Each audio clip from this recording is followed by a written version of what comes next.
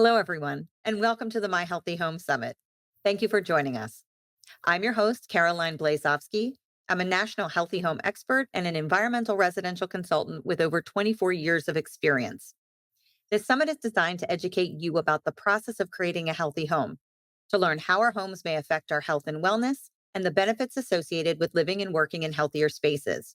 We've compiled the most decorated speakers in this arena to help you on your journey. Today, we're joined by Rob Metzinger, who will be discussing how and why we should test our homes for EMF electromagnetic fields. Welcome, Rob Metzinger. Thank you so much for joining us today. We are thrilled to have you. Thank you, Caroline. Great to be here. This is a topic that is so interesting to me, and I don't really know a lot about it. So I'm relying on you to kind of explain it to our audience. As a leading EMF expert, can you start by giving us a quick synopsis of your background and how you got started in creating safer homes?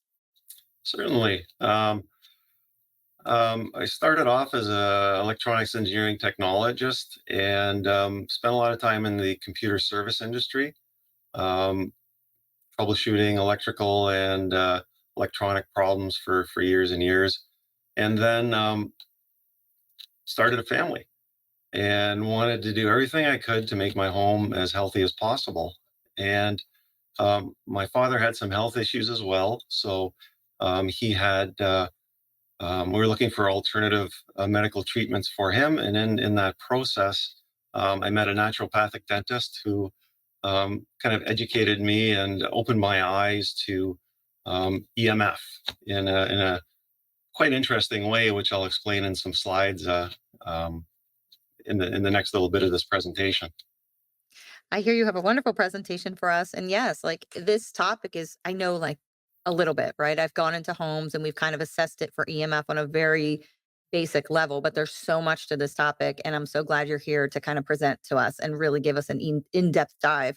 So, yeah, let's begin. And I'm excited to learn as well as our audience. Yeah, it's a very deep and technical topic, and I'll try to make it as clear as possible for everybody. So please bear with me, guys, and we'll get started with that presentation shortly. So let's start. So understanding EMFs in your healthy home, and appreciate the invite from Caroline to allow me to talk at her summit here. There's some very important things that she's covered already, and EMF is a topic that not a lot of people are very familiar with, but I think all should be a part of the a true healthy home. So I'm going to go through this presentation and help you get a better understanding of what EMF is.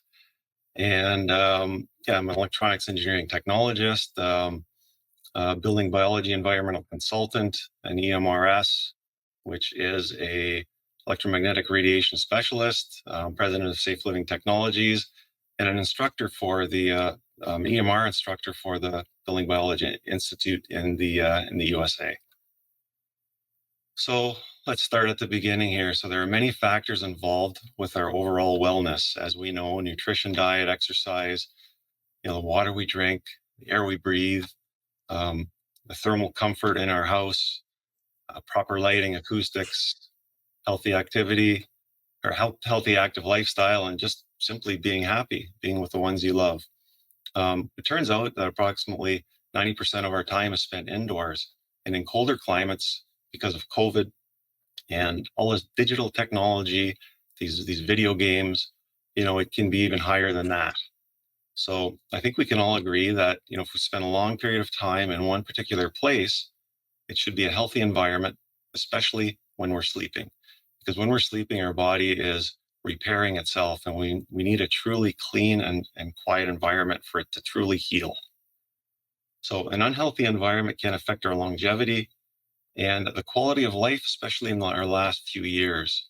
So very important to have a very nurturing home environment. Common indoor environmental pollutants the general public are aware of, mold, VOCs, humidity, allergens, animal dander, asbestos, radon, formaldehyde, and several others that I have listed there. EMR or EMFs are not very well recognized And today it's my job to help you familiarize with them or get you familiar with them. And to start it off, this is a presentation from a renowned scientist, Dr. Martin Blank, in 2015. He is now deceased, unfortunately, but it's an international scientists' appeal to the United Nations to protect humans and wildlife from EMF. And this addresses the realities of EMR exposures. So I'll play this quick video and just get you tuned into the severity of this situation.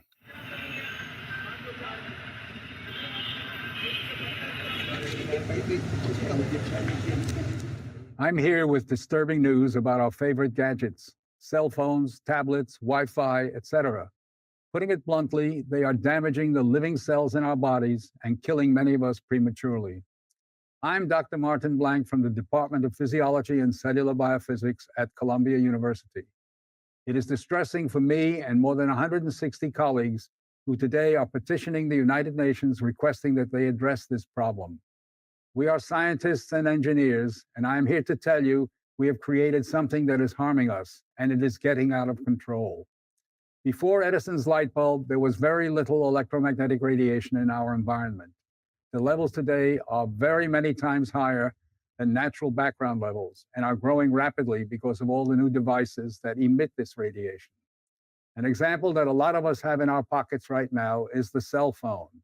One study shows that as cell phone usage has spread widely, the incidence of fatal brain cancer in younger people has more than tripled. We are putting cellular antennas on residential buildings and on top of hospitals where people are trying to get well. Wireless utility meters and cell towers are blanketing our neighborhoods with radiation. It's particularly frightening that radiation from our telecommunication and power line technology is damaging the DNA in our cells. It is clear to many biologists that this can account for the rising cancer rates. Future generations, our children, are at risk. These biologists and scientists are not being heard on the committees that set safety standards. The biological facts are being ignored, and as a result, the safety limits are much too high. They are not protective. More protection will probably result from full disclosure of possible conflicts of interest between regulators and industry. Rising exposure to electromagnetic radiation is a global problem. The World Health Organization and international standard-setting bodies are not acting to protect the public's health and well-being. International exposure guidelines for electromagnetic fields must be strengthened to reflect the reality of their impact on our bodies, and in particular, on our DNA. Although we are still in the midst of a great technological transformation, the time to deal with the harmful biological and health effects is long overdue. We are really all part of a large biological experiment without our informed consent. To protect our children, ourselves, and our ecosystem, we must reduce exposure by establishing more protective guidelines. And so today, scientists from around the world are submitting an appeal to the United Nations, its member states, and the World Health Organization to provide leadership in dealing with this emerging public health crisis. Okay, thank you, Dr. Blank, for that. And he is sending us a strong message here. There are certainly biological impacts or biological issues when it comes down to electromagnetic radiation exposure. And so let's get into it. Let's try to understand what this is. So electromagnetic radiation, or EMR, it's a very general term that describes all types of electromagnetic radiation. The term EMFs refers to electric and magnetic fields, and we typically refer to lower frequency fields when we say EMFs. And they're typically associated with the use of electrical power. And then we have RF radiation, which refers to radio frequency radiation, and it's higher frequencies, higher than power line frequencies. It's waves that are such a higher frequency that they become airborne and travel longer distances. That's kind of the difference between the two. And the most common types of RFs are, wireless and cellular phones, radio, TV transmission signals, radar, satellites, microwave ovens use microwave radiation to cook food. computers, wireless networks, Wi-Fi. They're invisible areas of energy, often referred to as radiation. We can't see it, touch it, or taste it, but it is like electricity in the air, and we can't see. So EMF and RFs are typically grouped into one of two categories by their frequency: ionizing radiation and non-ionizing radiation. Ionizing radiation has much more energy than non-ionizing radiation. Ionizing radiation is known to cause DNA damage and is carcinogenic with short-term exposures. And this happens in an X-ray room or in a nuclear power plant where there's a leak. So this is the bad stuff. That's ionizing radiation. But non-ionizing radiation is,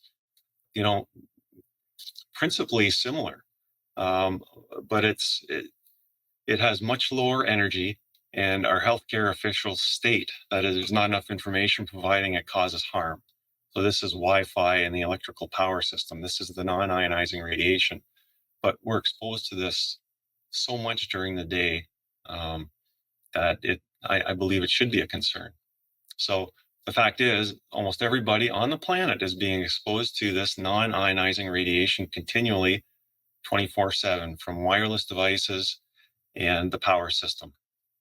So in May 2011, the International Agency for Research on Cancer, IARC, RF radiation was classified as a group 2 or class 2B possible human carcinogen. So this really changed things back in the day. We were all worried about talking about this problem, and we kind of had a target on our backs. But once this announcement came out, it really opened things up for us, and to allow this information on EMF and the possible harmful effects to become more public because of this announcement. There should be some concern, at least invoking something called the precautionary principle or the Allura rules or principles. And I'll explain to you what those are. So the precautionary principle basically states that if a product or action or policy has a suspected risk of causing harm to the public or the environment, protective action should be supported even before there is complete scientific proof of 100% risk. So then there's the Allura principle, which stands for as low as reasonably achievable, avoiding exposure to radiation that does not have direct benefit to you, even if the dose is small. So if you could measure it, try and eliminate as much as you can. That's the rule, or try to avoid it if possible. That's more challenging. So it is also not addressed in LEED building certifications. No points for reducing it or limiting it, but I think there should be. Then if we have anybody that has a hard time believing there are issues, I always like referring them to the Bio Initiative report. If printed out, it's about a document that's 2 or 3 inches thick and weighs about 5 pounds. And, sometimes I take this on my assessments with me if I need to convince somebody who does not understand or think there's a problem with this. And it refers to thousands of studies. They're referenced and analyzed very thoroughly.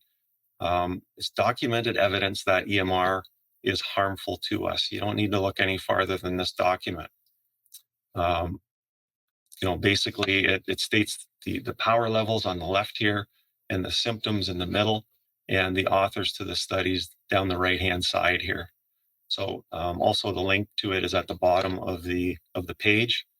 Please feel free to review that. And many biological effects occur well below the general public RF safety guidelines as well. And these are some of the symptoms that the Bio Initiative study reveals. Fatigue, depressive tendencies, sleeping disorders, concentration difficulties, cardiovascular problems. Doing these surveys over the years, it's so easy for me to grasp and believe this, because I've met people that have went through all these symptoms. And as soon as we reduce their exposure to EMFs, it relieves their symptoms. There's studies on reduced sperm count, gene and DNA damage, like Dr. Blank talked about earlier.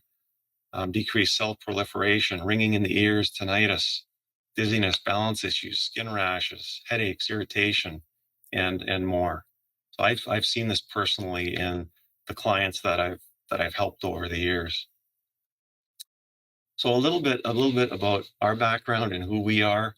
Um, I'm the founder of and president of Safe Living Technologies, electronics engineering technologist, BBEC and EMRS, which I explained earlier. And we have 3 in-shop electronics engineering technicians that, support people who have these issues. And they're on the phone all day long talking and trying to help people as well. Here's a little bit about my history. Started off in the computer service field and kind of migrated over into this EMF field around the year 2000 or so. And one of the things that was really cool to work on was a Science Direct paper that we published. I was a co-author in the 2019 paper, and it's building science and radio frequency radiation, what makes smart and healthy buildings. So we go through some of the precautions you should take when building, and implementing some shielding solutions and hardwire solutions instead of wireless solutions in your home. So it was really interesting working on this. Some of the co-authors I worked for, pretty cool guys. Frank Clegg, past president of Microsoft Canada, great guy to work with, and Dr. Anthony B. Miller, professor at University of Toronto, consultant to the World Health Organization on cancer control. And Anthony has several studies published on the effect of the electric field on hydro workers in Ontario, Canada. So that was one of his famous studies. And Theodore Escarado, as well, executive director of the Environmental Health Trust, who's working with Deborah Davis, and they're doing great work getting all this information out into the public. Plus, there is several other excellent colleagues that worked on this with us. What we have is we have a full anechoic testing chamber in-house, so we use this for various types of RF testing and shielding testing. So it operates from 700 megahertz all the way up to 40 gigahertz at this point in time, and it's basically an EMF quiet room for us. So it would be great to have a sleeping area this safe, but that's really not possible. But this room is a quiet room, so we can inject signals and test shielding products and calibrate our radio frequency meters and EMF meters inside here. So it basically eliminates all external noises, and we just have signals that we produce inside there for testing purposes. And one of the properties of radio frequency waves, they reflect. So if you have Wi-Fi in a room, it's going to reflect off of all surfaces. And it's really difficult to measure when it does that. So this quiet room has these special RF absorbing tiles in it, which limits the reflections of these radio waves.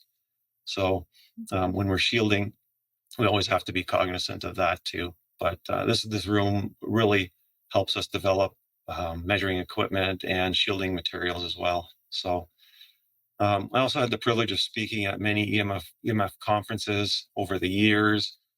This one, EMF Conference 2019, Scotts Valley, California. We were addressing over 300 doctors and alternative medical practitioners in that conference. It was a weekend conference. It was amazing. And the challenge after that was COVID hit. So we were able to visit a lot of these sites. And unfortunately, during COVID, all these in-person speaking engagements were kind of halted at that time. And we're going to this online platform now. Kind of miss the live sessions, but online, maybe we can get to more people that way. But I'm also instructing the 2023 Building Biology 212 electromagnetic radiation class in Henderson, North Carolina. That was last December. And it's interesting. I'll get into a little bit more about building biology, but the student dynamic for our course was it was typically people that were injured from being overexposed or were just had extreme sensitivities to this. But the student dynamic changed this year, which was really cool because now we seem to be attracting people for preventative reasons, which is terrific. Before it was mainly people who had issues and wanted to learn how to deal with them, but we had a lot of young mothers interested in prevention and creating healthy home environments for their newborns. So this is key. If we can get into the prevention mode with this problem, it'll be great. So what we do, we teach people how to measure EMR correctly. So being an instructor and course developer for the Building Biology Institute USA since 2008, we've developed an advanced and a basic EMR class and certain certifications as well. So I have the privilege of certifying new inspectors that go out in the field and want to do this for a living.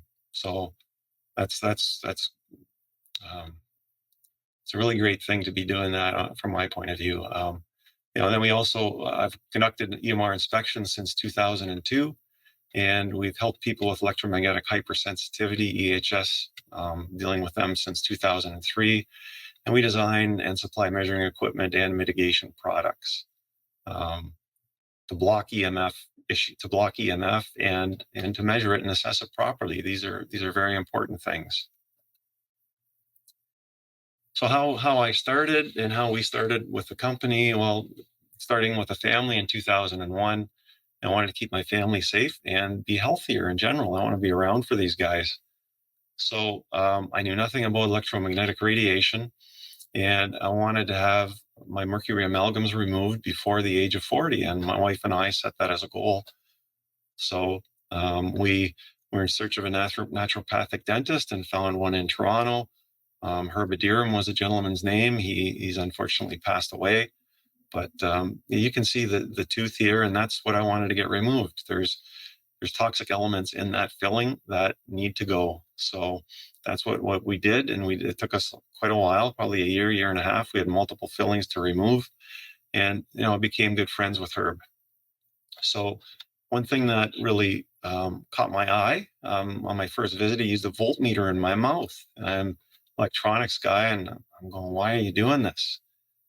So he's measuring the voltage between my silver fillings, and he's actually measuring a voltage in my mouth. I could not believe that. The saliva in my mouth was acting like the battery acid in a car battery, and the fillings were like the lead in a battery. So it was a power source, basically. This was eye-opening for me, being the electronics guy. So he also had a meter that measured 3 fields, electric, magnetic, and RF. And I was interested, and I was kind of skeptical at the same time, but this whole voltmeter thing really got me thinking. And he wanted me to take this home with him because he went to Europe for conferences for continuing education. And they said, Herb, you need this meter and use it in your practice and understand it. So he had no idea how to use it. So he gave it to me, and I took it home for about a month, and then started playing with it. So I tried it in my home. It had multicolored lights, and when I got home, I turned it on, and it lit up like a Christmas tree. All these lights were flashing, and it really got me thinking. What's this meter doing? And then I looked into what electric, magnetic, and RF was, and understood what it was measuring. And seeing is believing. So having a meter and looking at lights or looking at numbers or listening to sounds of this radiation can really seal the deal for people. So it piqued my technical curiosity and learned how to use a meter in my home. And I taught Herb how to use it in his office there as well. So for me, this began as a hobby, and then it became a career. So very interested in this stuff. And I always wanted to get into IAQ too, and I've taken the classes, but I keep saying I need to perfect the EMF first, and we're still learning day to day. That's how deep this field really is. So then, understanding that there's these fields out there. So what is safe? So we're in the starting part of this business, trying to understand what is safe. I want to try and build a foundation for the business. So I looked at the international radio frequency exposure limits, and I saw that some pretty high numbers here. So looking between 5 to 10 million microwatts per square meter average exposure for Canada and the US. And I'll explain to you what a microwatt per square meter is in a few moments here. But just looking at the levels, we're looking at, most of Western Europe, 10 million microwatts per square meter, USA, 10 million. Canada used to be 2 million. It just changed it recently. But still way too high, 5 to 10 million. And in other countries here, you can see are slightly lower. But what is, like, nature is the goal, and what is the natural background that we've evolved with and what we're used to? Well, it's quite a really low number here, as you can see. 0.000001 microwatts per square meter, very low. So that is what we ideally need. But so what I came across was I didn't want to inspect homes and bring them to the levels of industry standards. I wanted a better standard. So I found these building biology guidelines, and basically we based our whole company foundation on them. They're not as close to nature as we would like, but I mean, they're a reasonable number to achieve perhaps. And they're a much better number or a much better goal than the industry standards. So, and these guidelines are based on biological concerns. They're based on thousands of home assessments with electrically sensitive people and getting them to a level where they're basically symptom-free or comfortable. So that's the whole background behind building biology levels and the goals to try and set when you're doing these home inspections for levels in people's homes. And nature is the design goal. Nature is natural, and that's what we should try to achieve. But it's very difficult in our built society. So what is a microwatt per square meter? Well, it's the amount of RF power or energy present in a defined space. So a watt is the unit of measurement of electrical power, and a microwatt is actually a millionth of a watt. So we're not talking about huge levels here. Like, we're talking about, millionths of a watt or exposure guidelines. So, but they still have significant biological impacts, even though they seem like a very small level of power. And a square meter is defined as a two-dimensional space, which is about 39 inches by 39 inches. So we're measuring the amount of electrical power inside this square meter of space. That's what measuring RF power is all about, and it is invisible. It's hard to believe, but it's actually there, and we have measuring equipment to measure it. So what is safe continued? So in 2003, I met a professor, Dr. Magda Havas, at a trade show in Waterloo, Ontario, at a university, and it was an EMF trade show, or a healthy building trade show, and it had an EMF component to it as well. And she's a high-profile researcher in the EMF world. She's a professor was a professor at Trent University in Peterborough, Ontario. She was questioning our guidelines because this is what we were trying to achieve, and she was saying they're too strict. So, man, it made me really question what we were doing. So then primarily we started dealing with electrically sensitive people. And over several years, and after thousands of home assessments and thousands of phone calls of electrically sensitive from electrically sensitive people, we learned that building biology is on the right track.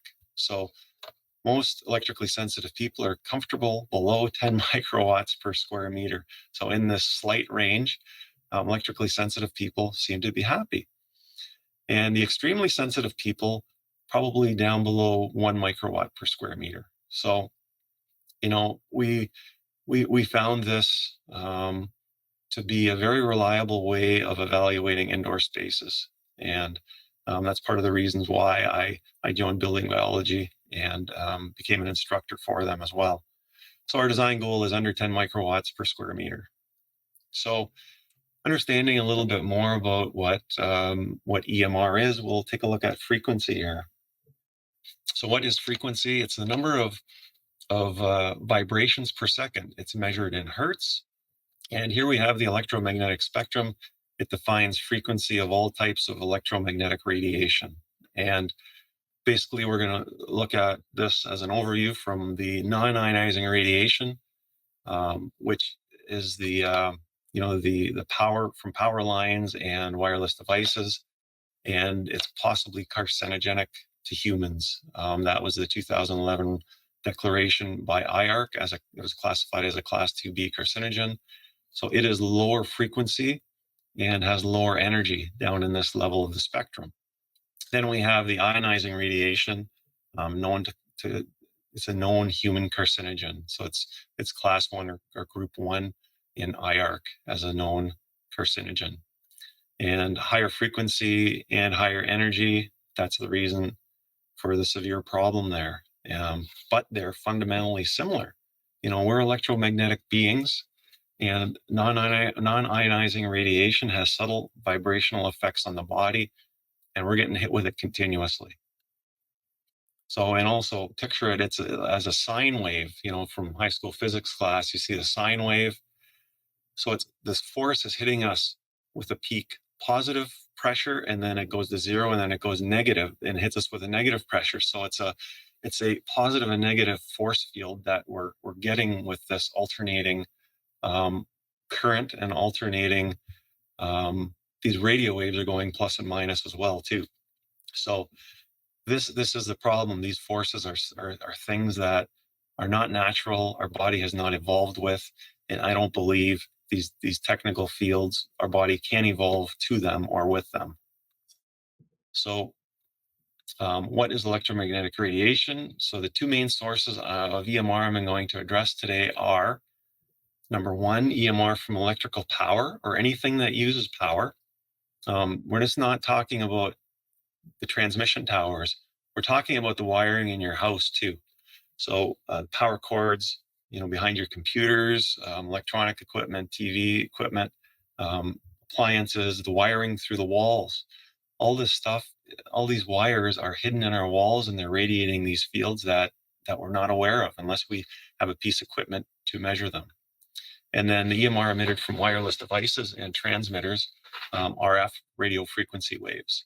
So cordless phones, Wi-Fi, cell phone towers, and such. So I'll get into the details of these two particular topics in the next couple slides here. So let's first start with AC power lines and home electrical power systems. So there's three components in this, like three subcategories to understand. And the first one being AC electric fields. And you can, they're caused by just the presence of AC voltage. Nothing needs to be turned on or used. Basically, it's just the sources are live wires. So anything that's plugged into an outlet, all the wiring in your ceilings, walls, and floors. This field comes out of electrical outlets as well there too. And you can see the field lines here coming as an example from this power line, a high voltage power line, transmission line in this case, and you can see the jagged field lines coming down looking for ground. So they like ground, and they jump to ground, and you can see the different voltage measurements here in volts per meter. The further you get away, the closer you are to it, the higher the voltage. The further away, the lower the voltage.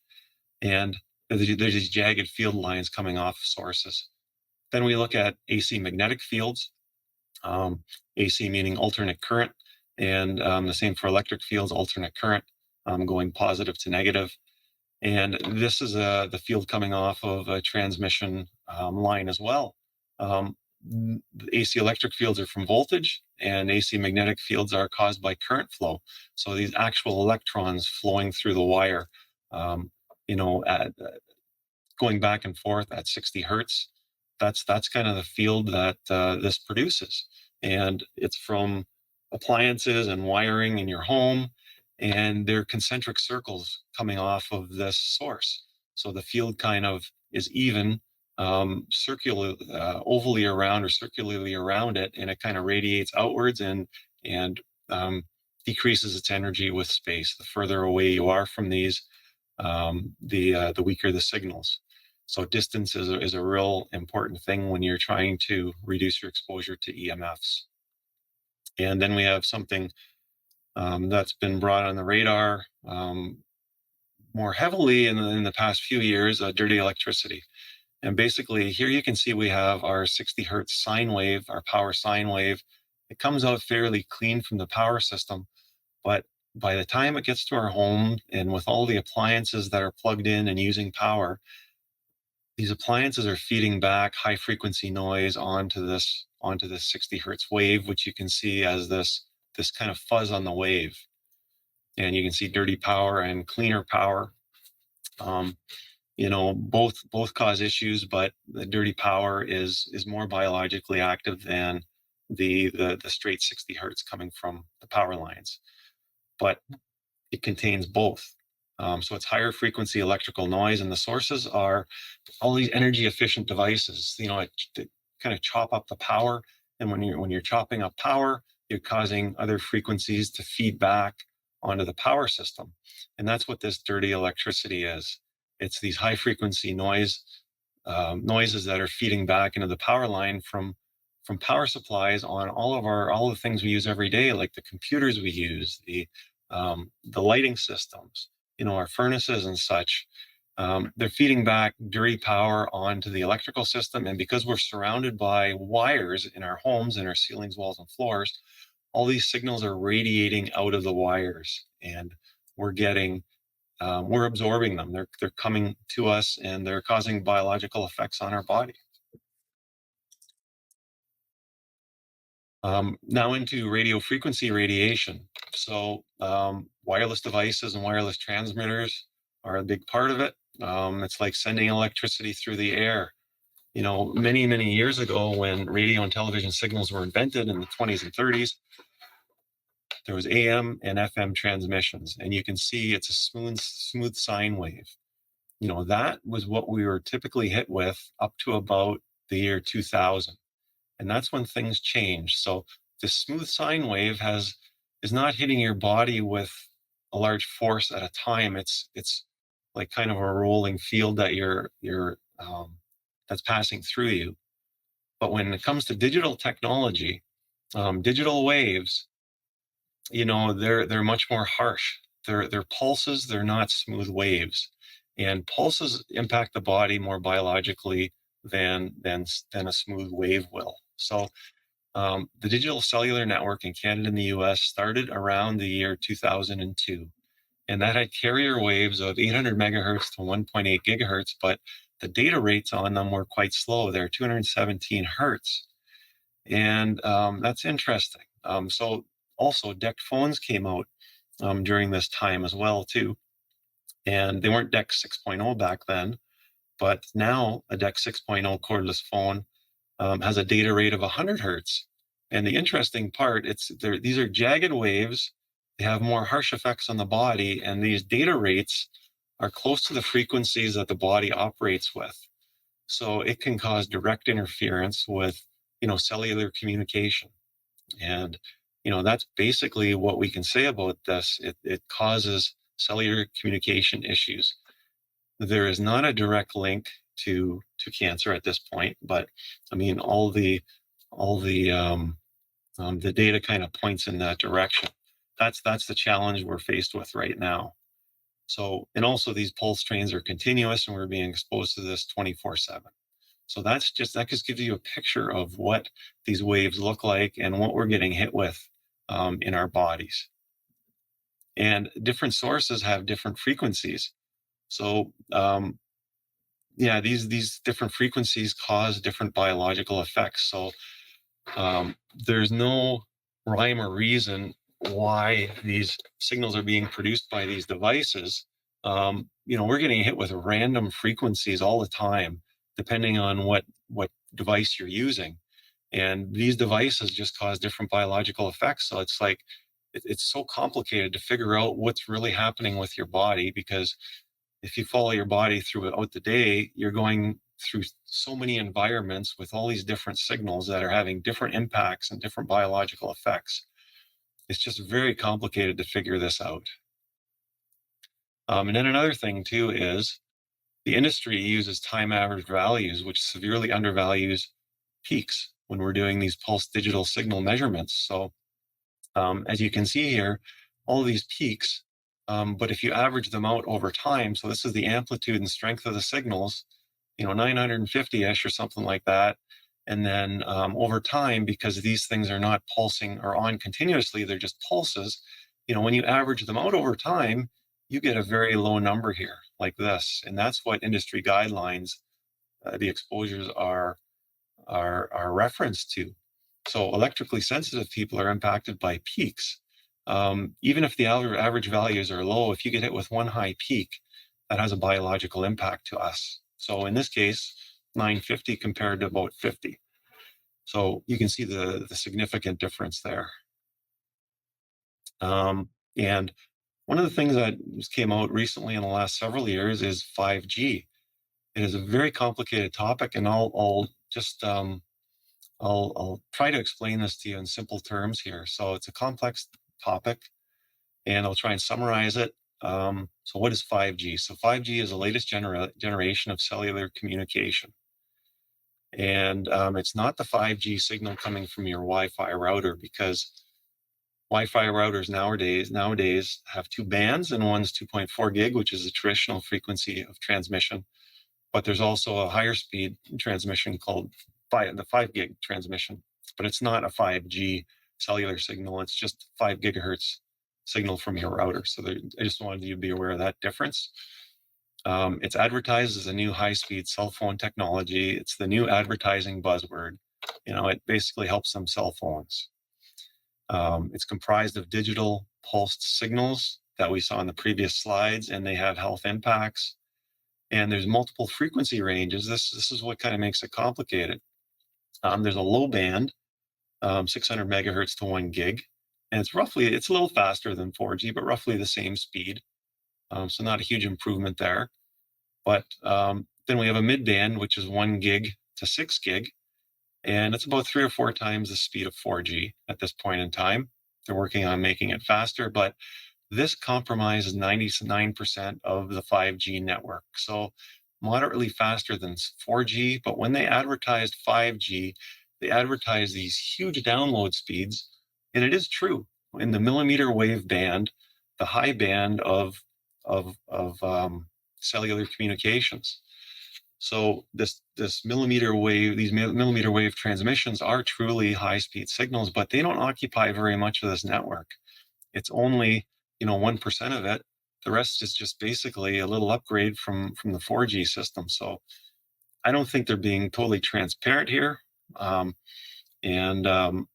Another issue too is these signals, even if nobody's talking on a phone, they kind of emit beacon signals, or a signal continuously just to check for phones all the time. So there's always signals coming off of these towers.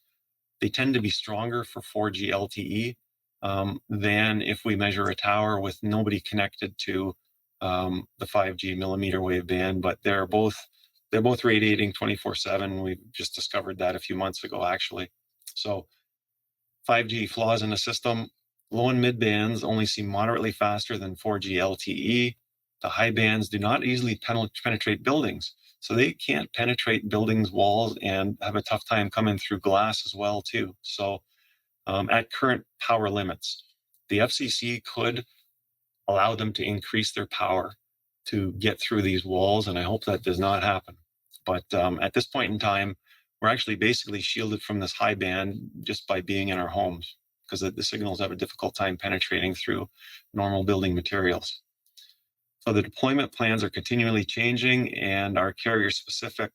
It will take decades to fully install 5G. As 4G, it took 10 years, 2008 to 2018. So we're going through a transition stage right now. Currently, true 5G features are not easily available, or not readily available in all bands. And the high band is faster, but it's limited to highly populated areas like stadiums, convention centers, downtown major streets, metro stops, college campuses. They are slowly deploying this in residential areas, though. We have discovered a few locations, and Boulder, Colorado is one of them that comes to mind. So it is going residential, but I think it'll take a long time to get there.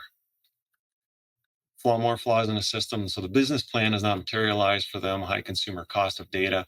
cell phones and new towers. So with this millimeter wave band, they have to install new towers everywhere. So it is a struggle for them, I think. Consumers are hesitating because of the costs. 5G transmitters consume high levels of power.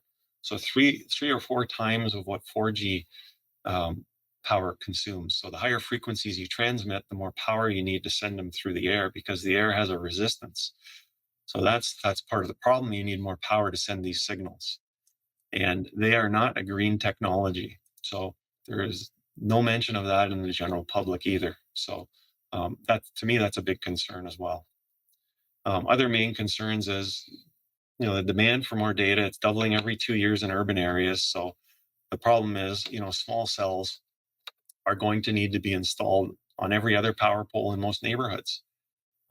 This is a serious problem if this happens. There's too much data traffic on the current macro towers, which are the larger cell phone towers. You see multiple transmitters on, all those triangular white transmitters. So more small cells are going to be needed in residential areas. The power of the cell phone itself is stronger than you realize. When we do measurements, the energy coming off of that phone is very high because it has to connect to a tower. And depending how far the tower is away from the phone, it can increase or decrease its power. So having that up to your head, making a voice call, not a great thing to be doing. And we'll discuss some ways around that. The biological impact of these millimeter waves, more investigation is required. There are a few studies out there now causing skin irritations and such, but we will have to see when more studies come out what the actual impact will truly be. So how to protect yourself? You can buy radio frequency shielding products, and as long as they're adequate for 6 gigahertz and below, you cover the low and mid bands for 5G, and that's where 99% of the issues occur. So the high band has difficulty penetrating buildings, so not that huge of an issue at this point in time. So we definitely want you to reduce your use of cell phones, use hardwired computers for the web, and emails and texting. So try to avoid wireless devices, use hardwired devices. You can call forward your cell phone to a corded landline and transfer your phone calls that way as well. Spending less airtime on that phone is the best. Unfortunately, it's a change in lifestyle almost. You need to increase the amount of time you're unplugged. It's a healthier thing to do, but with our busy North American lifestyles and businesses, it's a real challenge for us. So, understand and respect the technology and the damage it can do to us. So that is very important to know as well. So there are radio frequency meters that we have that measure sounds of RF radiation. So the problem is you need very expensive pieces of equipment in order to figure out what the source of radiation is. They're called spectrum analyzers, and they can scan an area and tell you what transmitters, what frequency the transmitters in your area are transmitting at and how strong they are. So that is not practical for most people. So what we've done is we've designed meters that have a sound recognition on them that can help you identify these sources without having to have this expensive equipment. So I'm going to play for you some of the sounds that we typically hear in a home, and we'll just go through them now and see what you guys think of the radiation that these meters are detecting, the sounds of it. So they convert these data pulses into sounds, and each source has its unique sound. So here we go.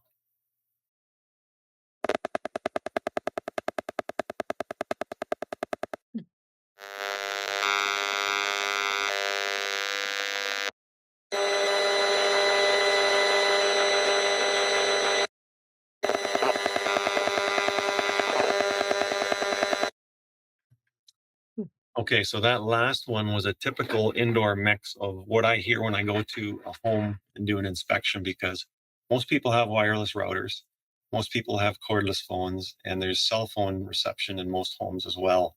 So these are the things that we hear, and what you're hearing is these sharp data pulses that are in the environment caused from these sources here. And these different pulses that are in the air and hitting us are basically causing these biological effects to occur. So what can we do? So basically determine your exposure level, with a certified professional or, a certified meter. That's important to get a true reading of what you're measuring. Once the sources have been identified, the best option is always to eliminate them. You can try shielding them and inserting all sorts of positive frequencies into environment, but the best option, the best solution we see with electrically sensitive people is to eliminate the sources, find it and eliminate it, which means unplug, replace with safer technology, or, in the last case resort, reduce exposure by shielding. The ideal environment is nature, and we need to be as natural as possible. Shielding is not natural, but it may be necessary, and it's kind of a trade-off, because if you're getting hit with all these sources and all these pulsed electromagnetic fields, installing some shielding, I think, can still have a bit of, it'll block those fields. They have side effects. Shielding does have side effects, but if you can eliminate all those pulse fields from entering your home, I think you're still doing a positive thing. But some products are more friendly than others. We don't want to install a lot of metal or metallized things or toxic things in our home. With building biology, we look at everything holistically, and our company, we're very careful about making sure shielding products are very environmentally friendly as well. So if you're buying products out there, do your homework. And, shielding strength is not the only consideration. It's the biological compatibility. And, we try to choose the best overall holistic solutions for us. And all shielding materials cause secondary effects, and shielding should be a last resort. But in a lot of cases, it's necessary. And they need to be strategically installed, and it takes knowledge and experience to do this correctly. So working with a trained professional is very helpful. And once you install a shielding solution, which I'll show you in the next couple slides, there's several we can use. You always want to verify the mitigation strategy. You always want to follow up with measurements too. So if you do a measurement and you're getting a reading of 1,000, and then you put your shielding in and you do a measurement and get a reading of 10, you did a good job. Sometimes shielding can work backwards, and you can actually cause an increased exposure sometimes. So it's always good to double check before and after you attempt to do some shielding with a reliable piece of equipment to measure it. Some of the solutions out there, we say a complete enclosure is best for RF protection. And that's because, you want to block all sides from this RF coming in.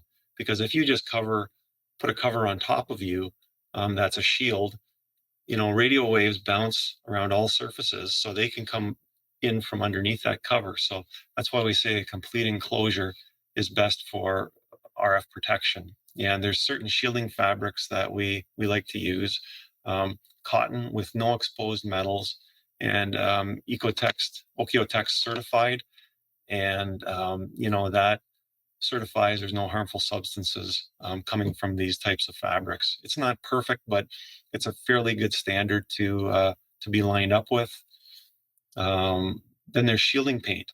The shielding canopy or curtains you can use on windows if you have high RF coming through your windows.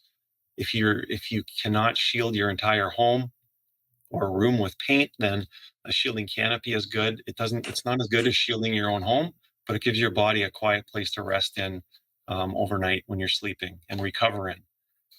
Shielding paint can be applied to the outside of the home. It can be applied inside your home as well, to the walls. And it is a more thorough solution, a more complete solution of shielding your home.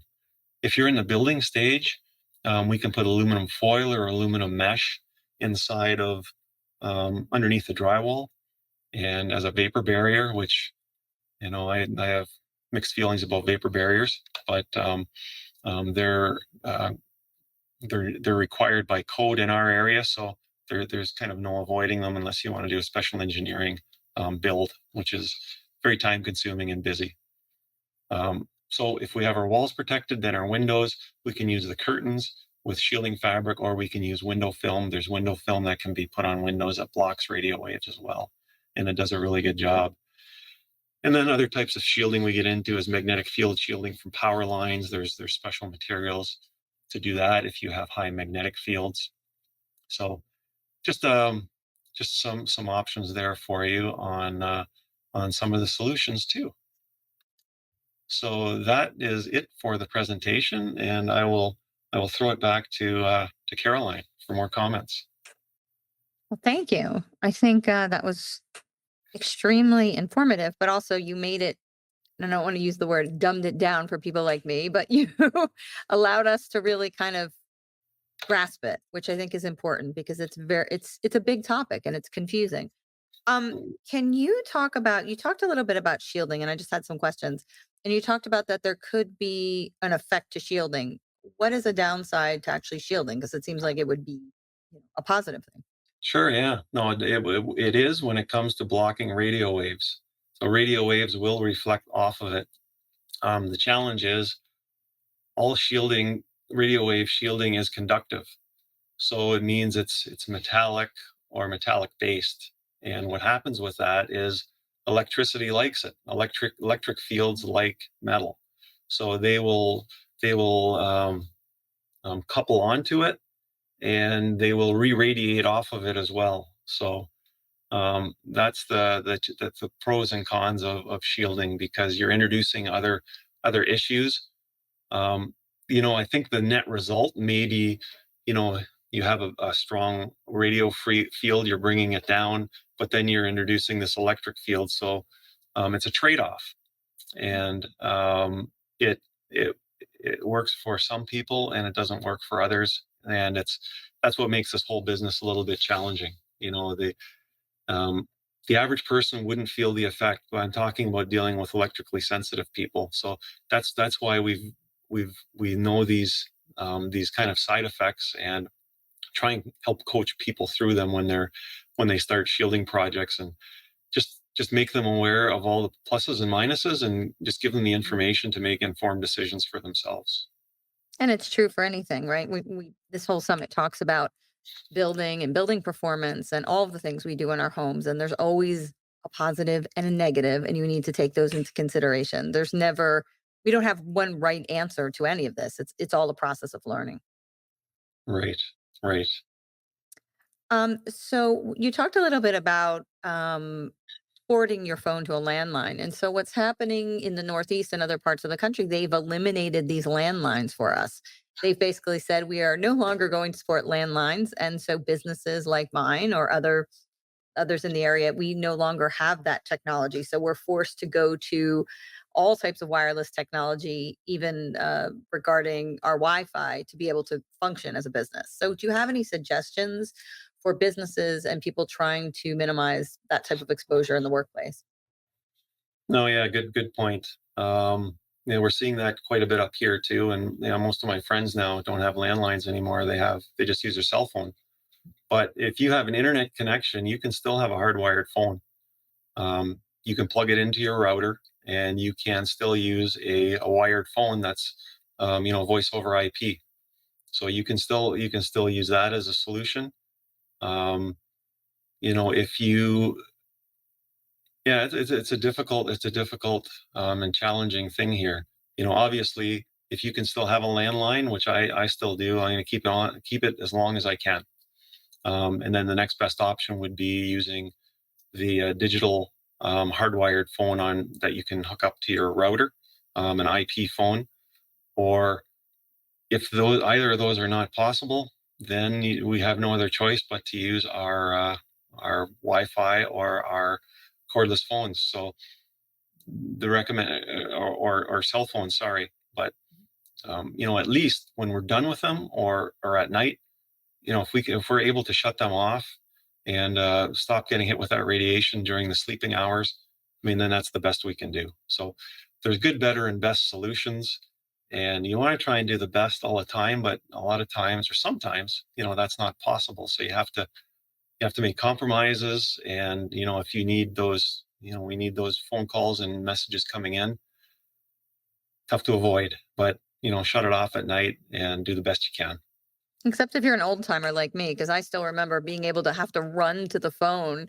It was in the hallway and we had to share a phone or share some type of long cord that we would run down the hall so we could have our private conversation, right? It was a different time. Now everybody wants their cell phone immediately and to have it ring immediately, but we can put it 15 feet away and get up and answer it. It's okay. It's okay. Yes, true. And yeah, having that phone off of you is really important as well, because your body is conductive. And if you're holding that and if it's up to your head, it's electrifying your whole torso and it's using that to transmit these signals further. So it's a good thing holding your cell phone for transmission.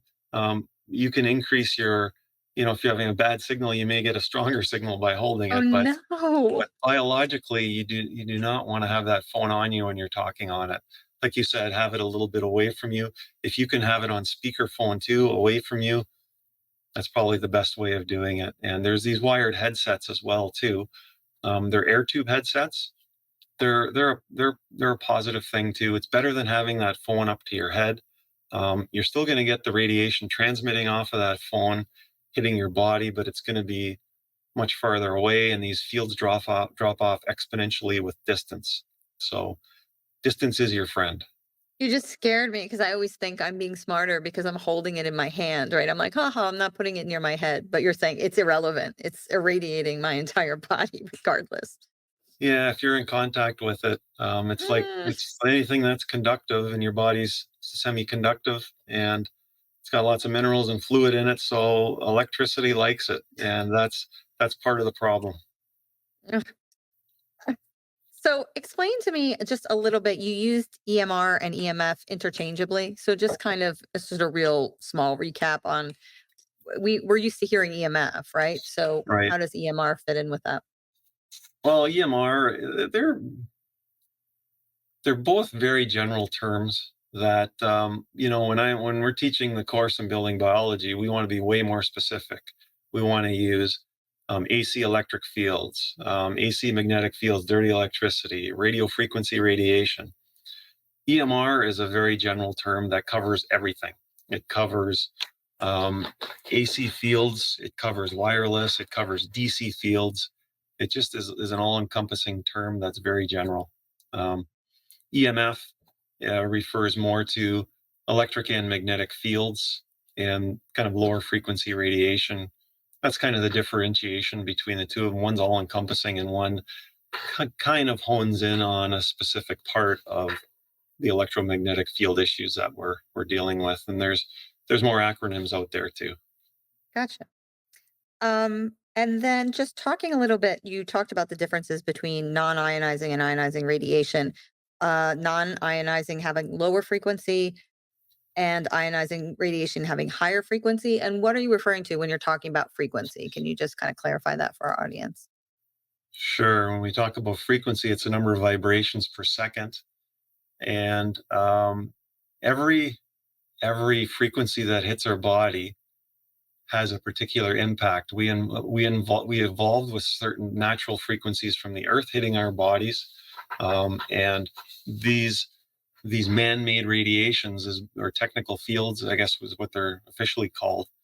They can have various frequencies in them, and the frequencies are just the number of vibrations per second. So with electrical power, we have 60 hertz hitting us in the fundamental frequency.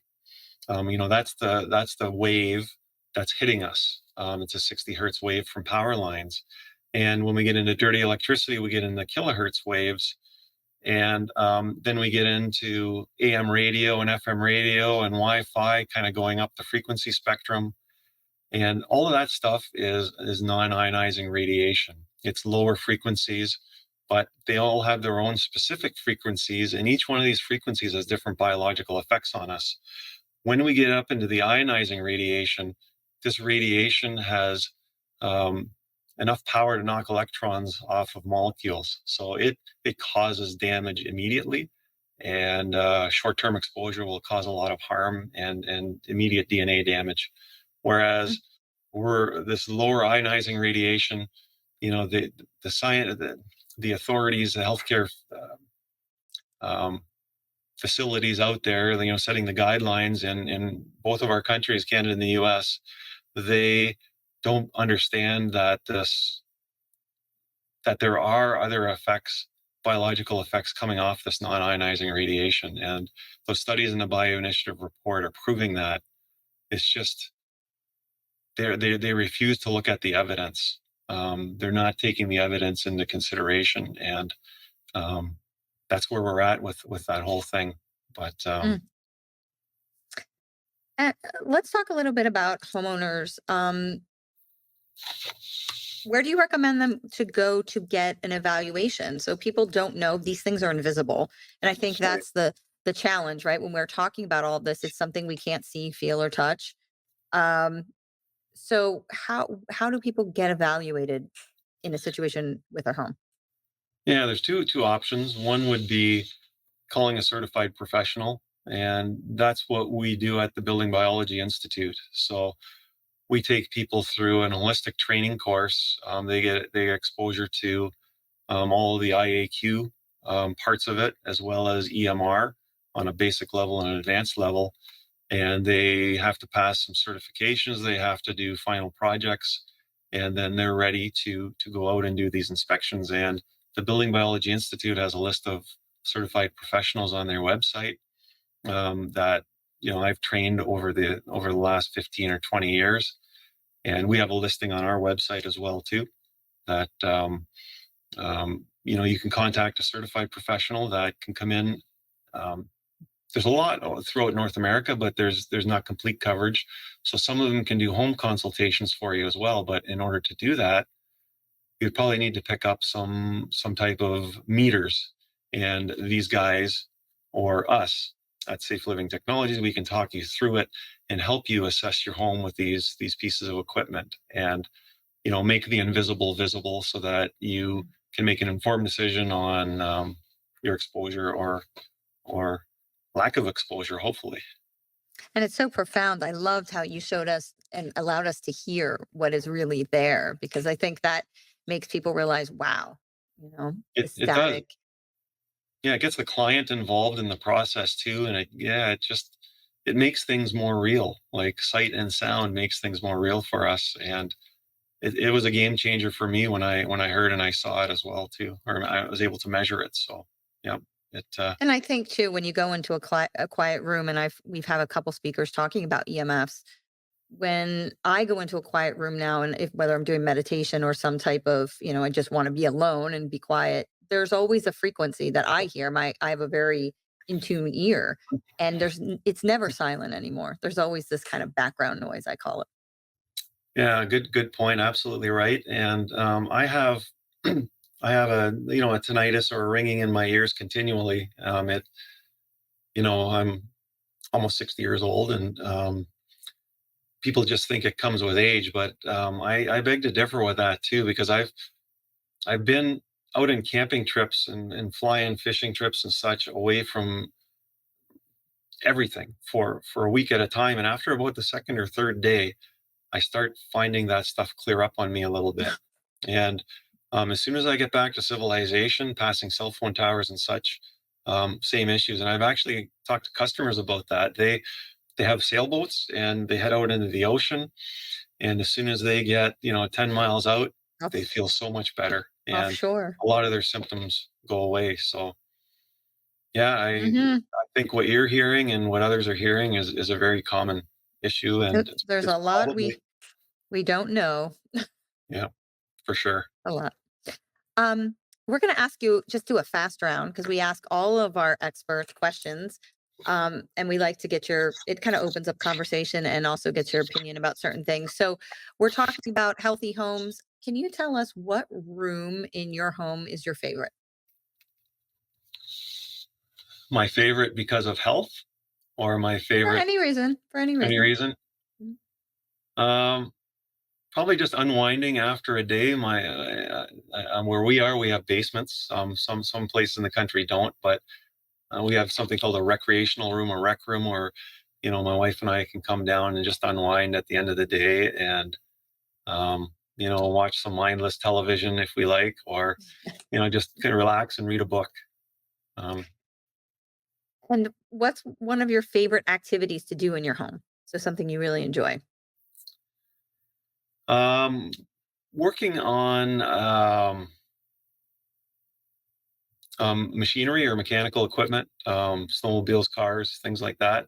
I want to try and get into that a little bit more, but that kind of um, is what I'm going to try and take on as a hobby in my elder years here. Nice. It's all good. And then what is something pertaining to your home in our healthy home genre, if you will, something wrong with your home that you know is unhealthy that you need to be addressing or fixing? Right. I still think I'm not able to open my windows as often as I should be. Addressing more of a whole home um, ventilation system, possibly a HRV or something like that, or this electromagnetic field issue. When we built our own home in 1999, I knew nothing about this, and I did it all wrong. To this day, I'm still trying to repair problems with electromagnetic fields in my home, and I'm kind of a perfectionist a little bit, and it's not that bad, but I just want to find solutions and find ways to eliminate it all. But it's a very challenging thing to do. So that's a pet peeve at me at home, with me at home too. But I think that's good. And that's why we like to talk to our experts to say, look, we've made mistakes. A lot of people that are in this field, in this healthy home field, we've all lived various problems and come up with various solutions, right? So the point of the summit is so our audience doesn't have to make those mistakes again. It's so that they can sort of be better than us, right? That's an excellent point. Learning from somebody else's mistakes, it's a much cheaper way to go. Oh, much better, much better. Yeah. And something for our audience, take a quick takeaway that's something they could do immediately. They've seen your talk and say, "Uh-oh, I'm definitely overexposed to EMF, EMR. What can I do right now that's going to make a profound difference and isn't going to cost them a lot of money?" Um, Eliminating your Wi-Fi may not be possible, but just shutting it off at night. Um, Getting rid of your cordless phones if you can, or unplugging them at night, especially if they're in the same room as your sleeping area or near your sleeping area. Like a lot of people have the cordless phone base stations right on their nightstand, just because if there's an emergency call that comes in, Emergency. you want to grab it, right? Um, that's a significant issue. So if you can live without having that phone inside the sleeping area, and shutting off that decked phone, unplugging it actually, and unplugging all the base stations, unplugging your Wi-Fi at night, that makes a huge difference, especially if somebody has electromagnetic sensitivities. Then one more thing you could do too as well is if you could locate the circuit breakers for your sleeping area and shut those circuit breakers off. That's another profound change that electromagnetic sensitive people find when we do that. So those three things alone are the primary things of what we try and do in people's homes. And those are the main sources of problems. I have a question too, and this is a personal question. If you have things hooked into so for example, in my office, I have um, a a power plug where everything's plugged in and then I can shut that off, but it's connected. So I hit the button and everything goes off in my office, right? Right. If you have that, if and it's still plugged in, is there energy still going through all of your devices? Or if you hit the power plug, everything shuts out? Yeah. If they're in a power bar, Power um, strip. Yeah. power strip, yeah, there's shielded ones we have, by the way, as well too. But Mm, if you have an unshielded one, which there's no shielded ones unless you buy one, they're all unshielded. Um, that switch on there, when that switch is on and everything's running, your body's getting hit with electric and magnetic fields from things operating. But as soon as you turn that switch off, there's no more magnetic fields because there's no current flowing through your devices anymore. But there is still a voltage from where it plugs in the wall to the mhm. power bar where that switch is. That switch turns off the hot wire. So you're shutting off electric fields by doing that, and in turn, you're shutting off the magnetic fields powering all those devices. So it's a good thing that you're doing, but the cord is still live from where it plugs into that switch, and that part of the cord is going to radiate electric fields, and the wires that feed that outlet that it's plugged into is going to radiate electric fields. So you're still, by no means are you going to be completely free of electric fields in that room, but you're going to be better off by doing that for sure. And what's the difference between the type of power strip that I have and other ones that you can get that are shielded? How does that protect me? Yeah, good question.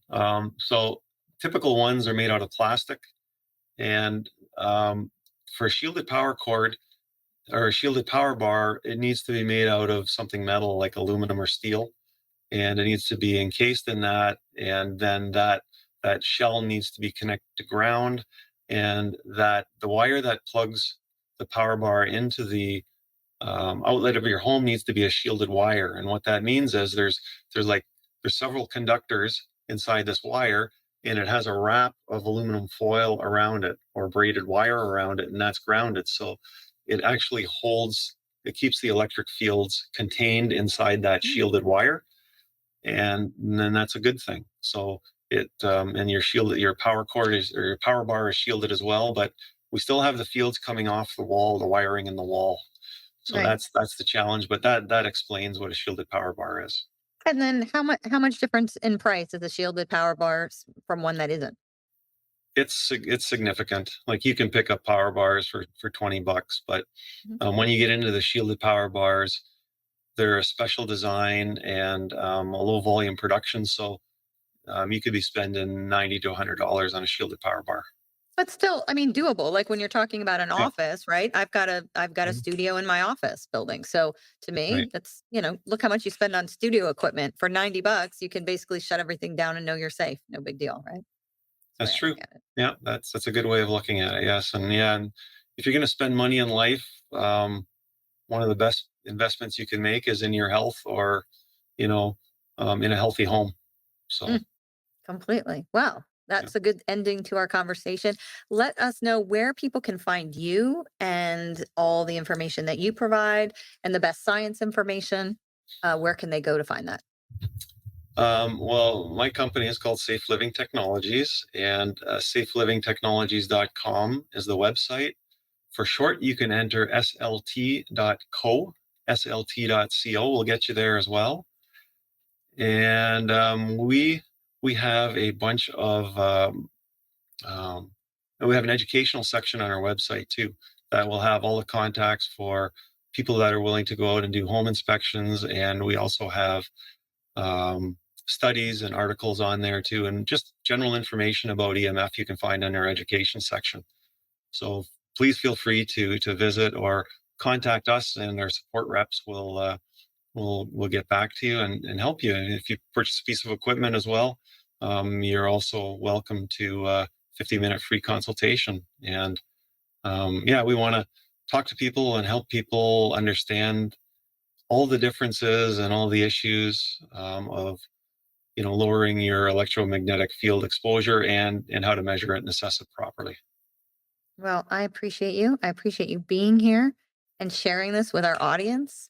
And it's such an important topic. And I know there's so much more to learn, but you gave us such a in-depth and very easily assimilated information. So I love that. So thank you. Caroline, thanks so much for having me. It was great being here, and I wish you all the best with your summit.